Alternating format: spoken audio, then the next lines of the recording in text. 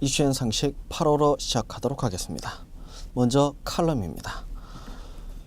신용자 이사장 구속으로 인해서 롯데그룹의 비리 수사가 본격화됐습니다. 형제난에서도 시작해서 기업의 총체적인 비리가 폭넓게 다 드러나고 있죠. 지금 분위기가 그리 좋지는 않습니다. 경기도 안 좋죠. 특히 청년 일자리가 부족하다 보니까 젊은 층이 대기업 오너 일가에 대해서 부정적인 시각을 가지고 있는 그런 상황입니다. 착잡하네요. 롯데만 그런 게 아니라 이런 기업들이 우리나라를 대표하고 있다는 것도 참 문제가 있는 것 같습니다. 최근의 기업들은 기업의 사회적 책임으로 경제적 책임, 법적 책임, 윤리적 책임, 자선적 책임을 강조하고 있습니다. 특히 윤리 경영을 강조하고 있는 이런 분위기에서 이런 사건들이 일어났다는 것 자체가 참 아쉽다는 생각이 드네요. 기업들이 윤리의식을 더 강화하지 않는 이상은 기업의 발전은 어렵지 않을까 싶네요. 내용 이어서 탑 이슈 첫 번째입니다. 한반도 사드 배치입니다. 여러 차례 얘기를 했지만 접근하는 방향에 대한 이야기를 먼저 정리하도록 할게요. 정치적인 논쟁으로 접근하시면 밑도 끝도 없습니다. 아직도 사드 배치에 대해서 이념적인 주장을 하는 사람들도 있는데 그게 무슨 의미가 있을까요? 냉정한 분석, 현실에 대한 분석이 훨씬 더 중요한 것 같습니다. 자, 배치안에 만에 논란이 많았습니다. 갑작스럽게 경북 성주로 확정시키고 내년 말부터 바로 실전 운영에 들어간다고 정부에서 발표를 해버렸죠. 일단 확정되는 과정에서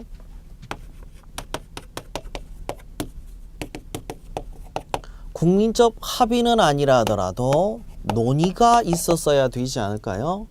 정부에서는 아니라고만 이야기했지 지금 이번에 확정되는 과정에서 별다른 논의 없이 그냥 진행돼 버린 게 좀 아쉽습니다. 정부에선 이건 국회에서 논의할 사안도 아니라고 얘기하고 있지만 국익과 관련해서 국민들이 굉장히 관심을 많이 가지고 있는 사안이죠. 특히 성주 시민들의 경우에 여기에 대해서 격렬하게 반대를 하고 있습니다. 여당의 텃밭이라고 할 수 있는 지역임에도 불구하고 이렇게 반대를 하고 있는데 안보 논리로 이 지역 주민들의 의견을 무시하는 것도 이것도 좀 문제가 있지 않은가. 도입되는 과정의 문제에 대한 얘기입니다. 세부적인 분석 들어가도록 할게요. 이 결정은 북한을 타겟으로 합니다. 북한의 핵 억제력을 강화하기 위한 거 이게 문제가 되지는 않아요. 그보다 더 문제가 되고 있는 쟁점들은 바로 사드의 후폭풍 신냉전 가능성에 대한 부분입니다. 어쩔 수 없이 한미일을 묶는다면 북한이 중국, 러시아와 묶일 수밖에 없죠. 핵 개발과 관련해서 중국과 러시아도 북한에 대해서 그렇게 우호적이지는 않았습니다. 대놓고 제재를 하겠다고 하는 건 아니라 하더라도 북한에 대해서 제재하는 거에 대해서 막지도 않았던 이런 분위기였죠. 그런데 사드 배치를 둘러싸고 중국과 러시아가 북한의 편을 들기 시작했습니다. 어쩌면 북한이 의도한 대로 끌려가고 있는 게 아닌가라고 하는 우려심도 있습니다. 물론 중국이나 러시아가 북한에 대해서 더 강한 제재를 안 해줬기 때문에 이렇게 됐다라고 이야기할 수도 있지만 별다른 논의가 없었다는 거, 갑작스럽게 배치가 확정됐다는 게 이런 부분들이 좀 아쉽기는 하네요. 자, 사드 배치가 왜 중국이 반발할 수밖에 없는 사안인지에 대해서는 수차례 얘기했지만 간단해요. 북한이 여기 있고 우리나라가 여기 있다고 합시다. 중국은 저기 떨어져 있죠. 자, 일본에 사드를 배치하는 걸로 될까요? 자, 북한에서 쐈다고 합시다. 저고도일 때는 패트리어트 미사일로 요격하면 되겠죠. 고고도로 올라와서 떨어질 때 이때 사드로 요격하겠다. 현재 설치된 설치하기로 확정된 레이더의 경우에도 사격 통제용 TM이기 때문에 낙하하는 걸 요격하겠다는 겁니다. 근데 이게 프로그램만 바꾸게 되면 중국에서 발사하는 대륙간 탄도탄을 요격할 수 있는 이런 시스템이 되지 않겠냐라고 하는 게 중국의 우려죠. 자, 미국이나 우리는 그럴 우려는 아니다. 우린 북한만 대상으로 한다라고 주장하고 있지만 중국 입장에서 선뜻 납득하기는 어려운 것도 사실입니다. 자, 어찌됐든 북한을 타겟으로 하지만 중국이 우려하고 있습니다. 그로 인해서 핵 제재에 대해서 동의를 해왔던 중국조차도 여기에 대해서 반발을 하기 시작했죠. 그로 인해서 이득을 본 건 북한만 있는 것 같습니다. 우리나라 국내 문제도 참 심각합니다. 성주 주민들이 격렬하게 반대하고 있죠. 왜냐하면 이 사드 배치가 어떤 영향을 끼칠지 거기에 대한 부작용이나 이런 것들이 완전히 밝혀지지 않은 상태에서 도입이 되다 보니까 일단 문제가 되고 있죠. 뭐 어떤 사람들은 성주 주민들이 보상금 노려서 그런 거 아니냐, 자기 애들의 미래를 걸고 보상금 운운하는 그런 부모들이 얼마나 있겠습니까? 그 주장은 조금 무리한 게 아닌가 싶네요. 그리고 가장 우려되고 있는 게 경제적으로 중국은 우리의 최대 교육국가이기도 하죠. 만일 중국이 경제 제재나 이런 식의 보복 조치를 하게 됐을 때 그때 우리의 대책이 무엇인지 그건 잘 모르겠습니다. 물론 북한의 핵 위협 심각하죠. 하지만 경제적인 위기가 왔을 때 이때 대책이 뭐가 있을런지 이것도 좀 걱정스럽기는 합니다. 사드 얘기였습니다. 탑 이슈 두 번째, 브렉시트 파장으로 넘어가도록 할게요. EU가 통합되는 과정에서 왜 이런 통합이 시도됐는지 그 얘기를 좀 정리해 보도록 할게요. 자, FTA 단계에서 양국은 관세를 철폐합니다. 하지만 제3세계 국가에게는 각각 관세를 부과하죠. 관세 동맹으로 가게 되면 여기에 양국이 공동으로 관세를 부과해요. 한 단계 더 나가서 노동이나 자본 같은 생산 요소를 자유롭게 이동을 하게 되면 양국은 경제적으로 하나의 시장이 되어버립니다. 이걸 공동시장이라고 하죠. 거기에 초국가적인 경제기구 유럽은행 ECB가 여기에 해당이 되겠죠. 그리고 함께 경제정책을 공유하게 되면 이 양국은 경제적으로 하나의 국가가 되어버립니다. 이게 경제통합 또는 경제동맹이라고 하는 거죠. 현재 EU가 유일하게 2단계까지 와 있습니다. 경제학에선 이렇게 됐을 때 더 유리하다라고 가르쳤는데 꼭 그런 것도 아닌 것 같습니다. 문제가 뭐냐면 EU 가입 국가들의 경제 상황이 균등하지는 않다는 거죠. 그러니까 못 사는 나라가 있고 잘 사는 나라가 있고, 그러다 보니까 잘 사는 나라가 도와주고 못 사는 나라가 지원을 받아서 이렇게 균형을 이루는 형태가 돼버리고 있죠. 영국의 경우에는 EU 가입했을 때 손해본 게 크다라고 생각하는 사람들이 많은 것 같습니다. 자국의 이익을 위해서 주장을 하는 거죠. 결국 EU 탈퇴에 대한 문제, 브렉시트는요, EU 국가들의 협력이냐 아니면 냉정하게 자국의 이익을 추구하느냐, 이 두 가지의 대립이라고 보시면 됩니다. 영국에서 국민투표로 이쪽을 선택을 했죠. 이쪽을 포기했다는 얘기는 기존 EU 국가들도 영국에 대해서 배려할 필요는 없다는 걸로 볼 수도 있겠죠. 바로 보복 조치 이야기들이 나오고 있습니다. 어찌됐든 통합으로 가고 있던 세계 경제 흐름이 이제 바뀌고 있는 거라고 볼 수 있죠. 자, 용어로 정리를 해야 될 자유이동에 대한 얘기 좀 보도록 합시다. 경제적으로 한 국가가 된다는 얘기는 자유로운 경제활동을 할 수 있다는 걸 수도 있겠죠. 문제는 뭐냐면 영국 내 이민자 문제입니다. 영국 내에 대규모 이민자로 인해서 영국의 고용과 복지가 위협을 받고 있다. 근데 한번 생각해 보도록 합시다.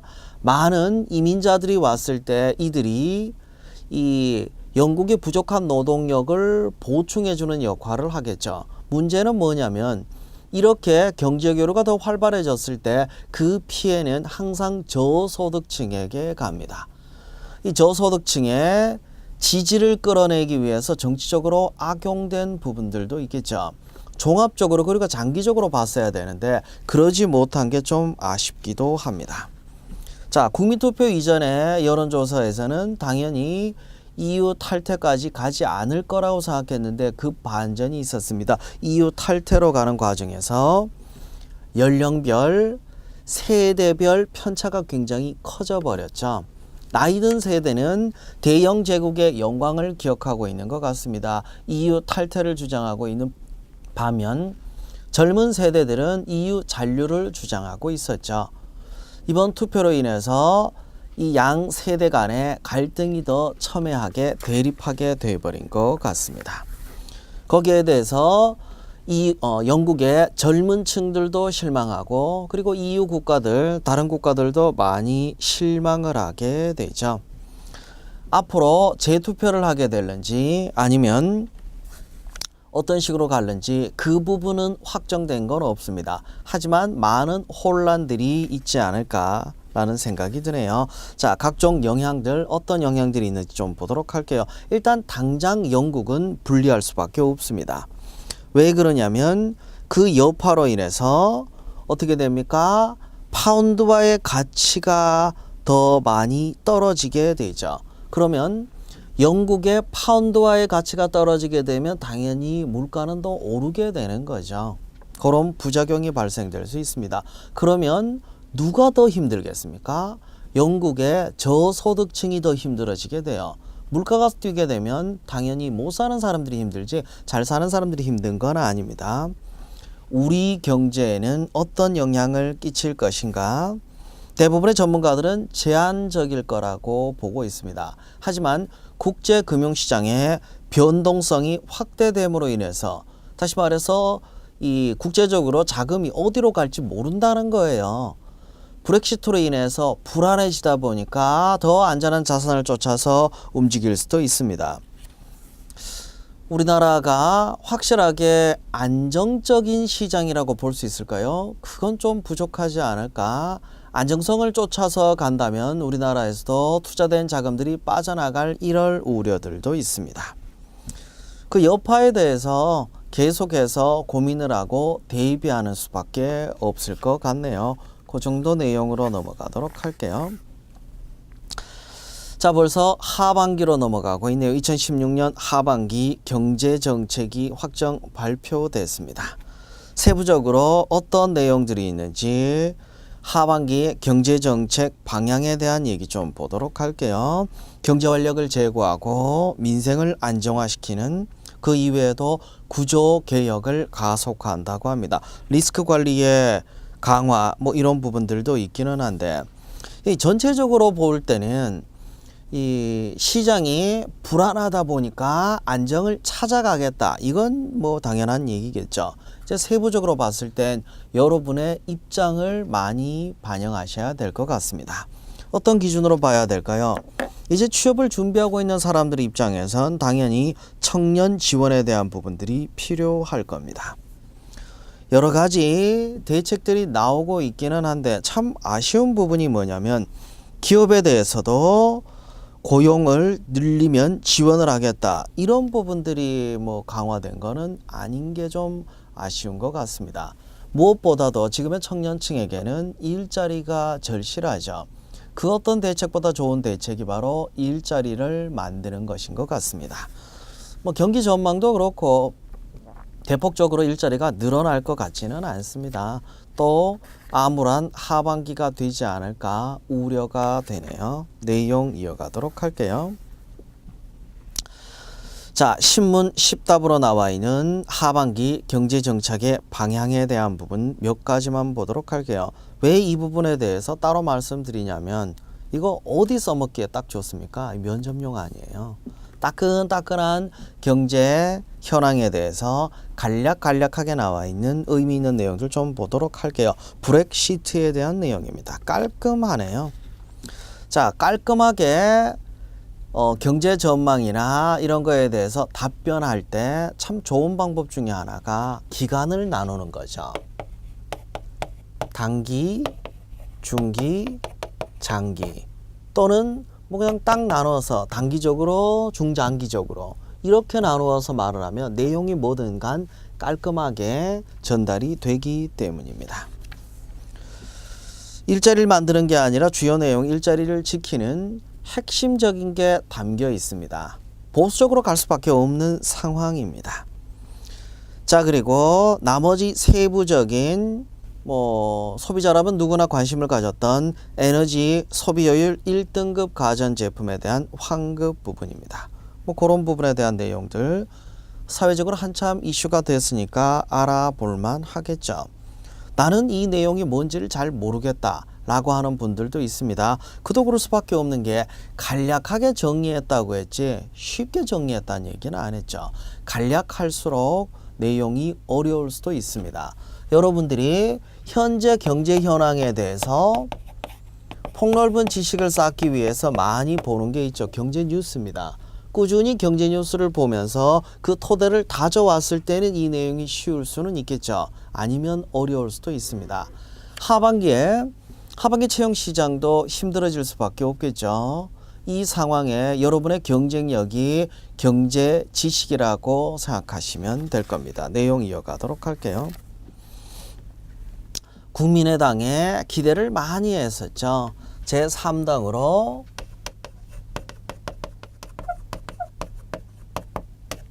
양 진영이 비등비등할 때 제3자가 결정권을 갖는다고 하죠. 그래서 국민의당이 캐스팅 보트를 행사할 거라고 기대를 많이 했지만 바로 실망스러운 일들이 있었네요. 홍보비 파동입니다. 안철수 대표가 그 책임을 지고 사퇴했습니다. 물론 그렇다고 해서 그 영향력이 없어진 거는 아니겠죠. 하지만 스스로 대선 가도를 가기 위해는 이게 걸림돌이 되지 않을까 우려되는 부분들도 있습니다. 오랫동안 정치를 안 해오던 사람들 갑자기 정치를 할 때 가장 힘든 게 뭐냐면 본인 자신이 아니라 본인의 사람이라고 하죠. 검증되어 있으면서 그리고 정책을 함께 공유할 수 있는 정치 철학을 공유할 수 있는 이런 사람 찾기가 쉽지는 않은 것 같습니다.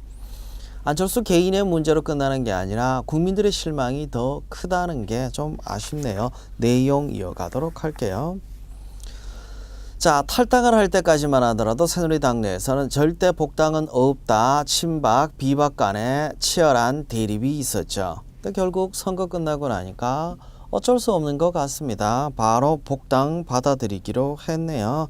이렇게 하면서 그 대립이 마무리가 되냐? 아니요. 새 당대표 선발하는 과정에서 또 친박과 비박의 대립이 심각한 것 같습니다. 여야의 대립보다가 이 당내의 대립이 더 골치 아픈 것 같아요. 이제 누가 개입하기도 못하고 하지만 여당의 대립이 과연 좋은 의미일까? 그건 좀 아닌 것 같습니다. 편가르기 같아서 좀 보기가 뭐하네요. 자, 개헌에 대한 얘기 좀 보도록 할게요. 87년도 9차 개헌 이후에 한 번도 개헌을 하지는 않았습니다. 자, 그러다 보니까 이 개헌이 어떤 방향으로 갈지에 대해서 관심들이 많은데 이번 개헌 논의는 아쉽게도 정치제도 또는 권력구조 개편에만 포커스가 맞춰져 있는 게 개인적으로는 좀 아쉬운 것 같아요. 각각의 정치제도는 특징을 가지고 있습니다. 권력 분립을 토대로 하는 대통령제, 대비되는 의원 내각제 또는 내각 책임제. 내각 책임제는 융합형이죠. 이 입법부와 그리고 행정부라고 할 수 있는 바로 내각입니다. 내각이 책임을 지되 의회와 융합을 할 수 있는 이런 형태로 되어 있습니다. 그리고 이원 집정부제라고 권력이 이원화되어 있다는 이런 제도들도 있죠. 그 중에 어떤 제도가 될는지 그건 잘 모르겠어요. 근데 제가 아쉬운 건 뭐냐면 권력을 쪼개는 것도 쪼개는 거지만 87년 이후에 얼마나 사회가 많이 변했는데 기껏해서 권력구조 개편만 관심을 가지고 있다는 것도 좀 아쉽습니다. 헌법은 모든 법의 근원이라고 할 수 있죠. 그 사이에 변한 뭐 인터넷도 등장하고 온라인이 더 확대돼 가고 있고 이런 상황에 가장 기본이 되는 헌법에 그 논의가 당연히 담겨야 되지 않을까 좀 아쉬운 면들이 있습니다.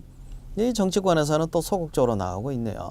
선거 직전까지만 하더라도 개헌 얘기가 있었는데 또 선거 끝나고 나서 자기가 본인이 집권하면 개헌에 대해서 별 관심이 없어지나 봅니다. 뭐 그래서 그렇지 않나라는 생각이 드네요.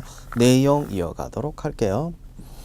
자, 미세먼지 문제가 심각합니다. 저도 이 때문에 공기청정기를 구입했는데 이 공기청정기 필터에 또 뭐 유해 물질이 나왔다고 해서 좀 쓰지도 않고 있습니다.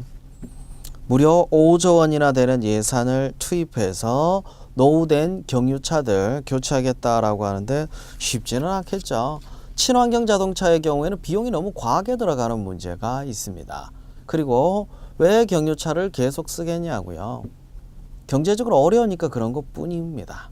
자, 바로 대책이 될 수 있을런지 그건 잘 모르겠는데 숨을 멈출 수는 없잖아요. 어서 빨리 대책이 나와야 될 것 같습니다. 내용 이어가도록 할게요. 국회의원 배지 참 무게감이 있습니다. 그리고 국회의원의 배지를 다는 순간 엄청나게 많은 특권들이 발생되죠.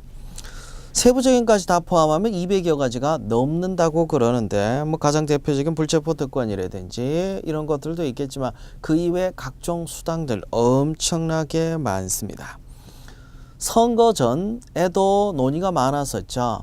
마치 선거 끝나자마자 바로 국회의원의 특권을 폐지하는 쪽으로 갈 것처럼 얘기하더니 총선 끝난 지가 언제인데 이제 다시 또 경쟁적으로 논의를 하고 있는데 좀 미안한 얘기인데요. 법이 과연 통과될는지 그것도 좀 걱정이기는 합니다.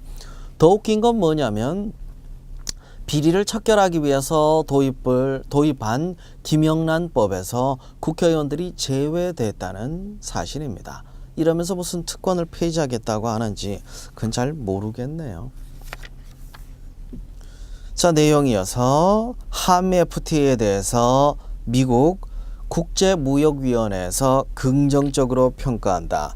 최근 미 대선에서 인기를 끌고 있는 트럼프가 집권을 하게 되면 한미 FTA가 다시 재협상이 돼야 되지 않냐 뭐 이런 얘기들이 나오다 보니까 우리가 가장 꺼려하고 있는 게 만일에 트럼프가 당선되면 우리 안보 문제나 경제 문제까지 다 영향을 받을 텐데 이런 우려들이 있죠. 뭐 개인적으로는 그러지 않을 거라고 뭐랄까요? 기대를 하는 거라고 해야 될까? 바란다고 해야 될까? 그러긴 한데 이 선거라는 건 뚜껑 열어봐야 아니까 그렇게 될 수도 있겠죠. 하지만 트럼프 진영도 선거용으로 내놓은 공약들이 꽤 많다 보니까 막상 집권하게 되면 공약대로 다 못할 거예요. 원래 공약이 거짓말 잔치 비슷하지 않습니까? 뭐 그 정도 내용으로만 넘어가도록 할게요. 자, 이어서 한국수력원자력이 신고리 5, 6호기 건설을 검토하면서 위치 제한 기준을 제대로 적용하지 않았다는 주장이 나오고 있네요. 기본적으로 인구 중심지 25,000명 이상 인구 중심지로부터 원자로 위치 제한 거리가 60km, 지침에는 인구 중심지에서 4km 이상 떨어지며 원자로를 둘 수 있다고 되어 있는데 이 부분이 문제인 것 같습니다. 자료에는 완공 예정일이 좀 잘못된 게 있습니다. 5호기는 2012년이 아니라 2021년 3월 말로 되어 있죠. 크게 논의가 안 되는 게 지역 주민들이 아니면 관심이 별로 없기 때문이죠. 관심 갖는 사람들이 있어야 진행이 좀 되겠죠. 경제 산업편 넘어가도록 하겠습니다. 롯데그룹 비자금 조사에 대한 내용이 나와 있죠.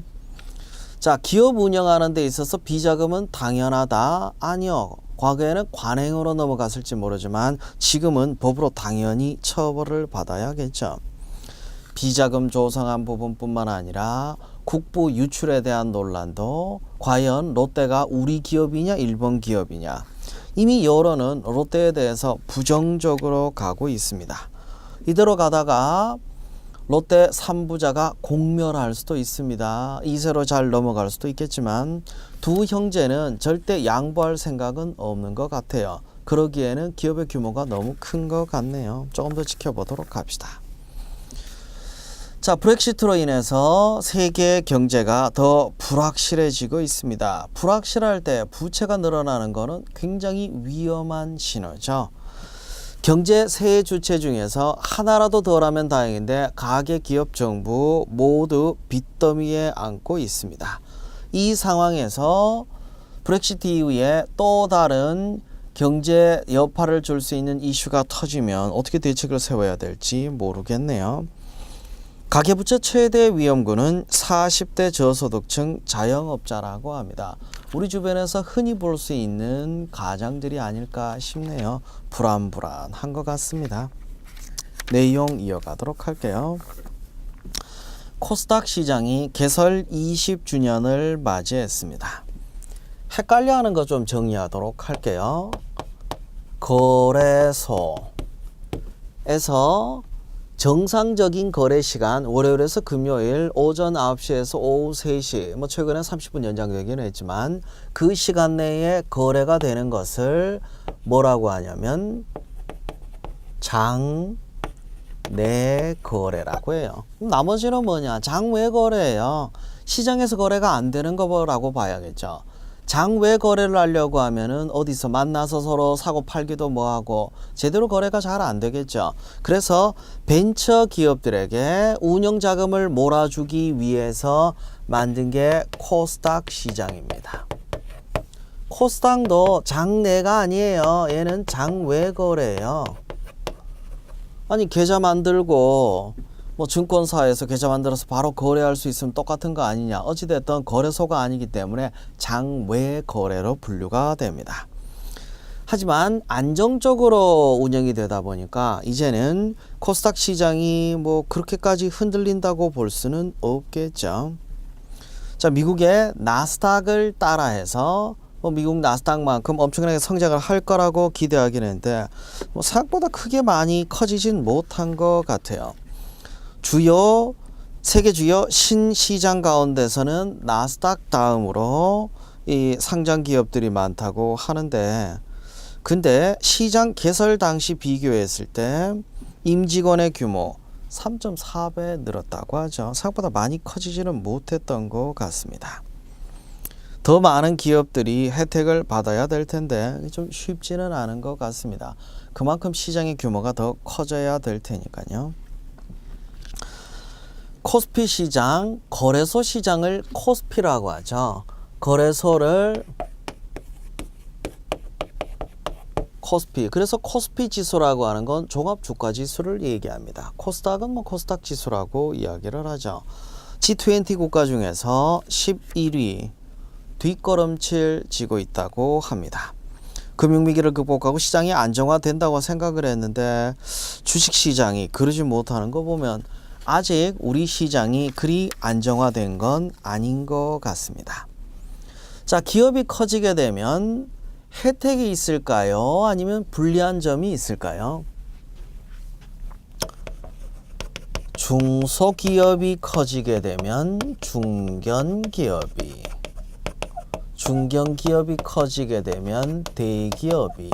근데 문제는 뭐냐면 커지면 커질수록 규제가 많아지다 보니까 오히려 꺼리는 기업들도 많다고 합니다. 그래서 정부는 규제가 심했던 대기업 집단 지정 제도에 대해서 개선안을 내놨죠. 자산 10조 이상으로 기준을 바꾸었습니다. 왜냐하면 이제 대기업으로 분류가 된 이런 기업들 제재가 너무 과하다고 해서 그래서 제도를 바꾼 거라고 보시면 되죠. 그래서 이젠 대기업 집단은 자산 10조 원 이상입니다. 왜 그런 제재를 할 수밖에 없었나? 그 얘기를 조금만 하도록 할게요. 계열사가 있어요. A가 있고 B가 있고 C가 있고 D가 있고 대출을 받을 때 서로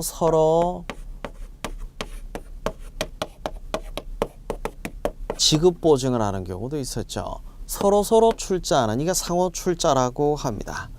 이런 식으로 가다 보니까 한 계열사가 흔들리면 줄줄이 위험해지는 이런 문제가 있습니다. 자, 그리고 계열사 지원이나 이런 문제들도 있다 보니까 그래서 대기업의 경우에는 38개 법령으로 규제를 했던 겁니다. 규제 자체가 잘못된 건 아닌 것 같아요. 경제력 집중으로 인해서 시장이 왜곡되는 걸 막기 위해서, 그런데 좀 과하다고 해서 규제를 완화한 것 뿐입니다.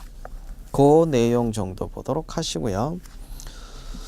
중국 기업들이 한때는 우리 기업들 벤치마킹을 많이 했습니다. 산업 스파이도 꽤 많이 보내왔었고요. 근데 요즘은 참 중국 기업이 더 부러운 것 같습니다. 우리보다 훨씬 더 혁신 속도가 빠르기 때문이죠. 왜 이런 결과가 나왔을까요? 정부의 정책의 문제일까요? 기업을 경영하는 사람들의 문제일까요? 뭐 여러 가지 문제들은 있겠지만 어찌됐든 우리가 중국보다 훨씬 혁신 속도가 늦다는 건 사실이니까요. 그 내용까지 정리해 봤습니다.